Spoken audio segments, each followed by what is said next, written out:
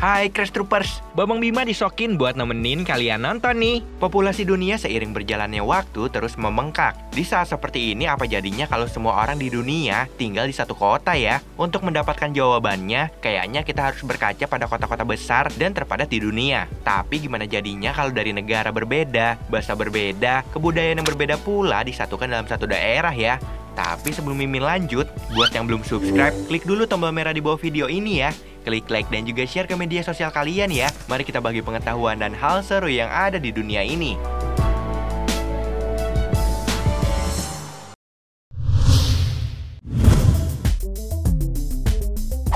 Saat ini tercatat populasi orang di seluruh dunia mencapai angka 7,6 miliar. Jumlah tersebut tersebar sangat luas pada setiap benua. Benua Asia menjadi benua yang paling padat penduduknya. Tapi pernahkah kalian berpikir, gimana jadinya kalau orang-orang di seluruh dunia disatukan bersama dalam satu kota? Pastinya akan menjadi kota terbesar di dunia dan punya zona waktu yang sama nih guys.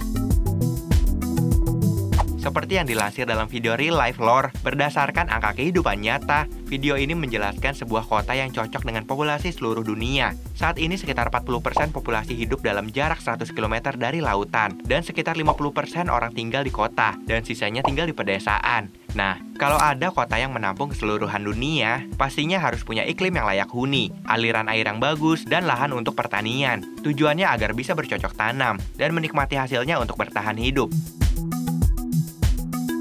Tapi kemungkinan negatif yang terjadi pasti banyak. Kesenjangan sosial pasti tinggi, kepadatan penduduk, kemacetan, bahkan mungkin seleksi alam.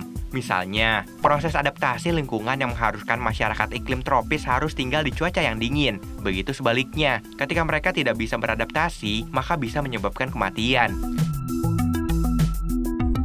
Dengan adanya populasi penduduk yang tinggi, sebenarnya membawa beberapa keuntungan, yaitu ketersediaan tenaga kerja yang melimpah. Jika pertumbuhan penduduk yang tinggi tidak dibarengi oleh kebijakan pemerintah yang baik, bisa jadi membawa dampak yang buruk bagi suatu kota atau negara tersebut.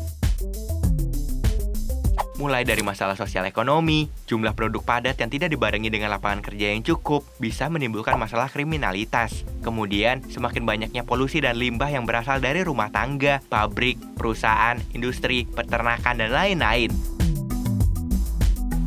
Angka penduduk harus berbanding lurus dengan luas pemukiman, karena biasanya masalah bisa terjadi ketika lahan untuk pemukiman tidak cukup lagi untuk menampung banyaknya penduduk. Belum lagi karena aktivitas yang sibuk, masyarakat di kota umumnya lebih sedikit mendapatkan waktu untuk tidur. Nah, menurut berbagai studi, jam tidur yang kurang atau berantakan menjadi salah satu faktor kerentanan terhadap stres.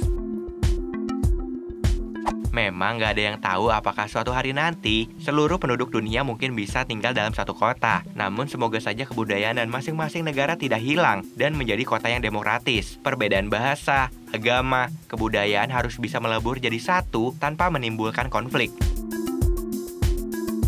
Tampaknya memang lebih banyak hal negatif ya guys jika semua orang di dunia tinggal di satu tempat.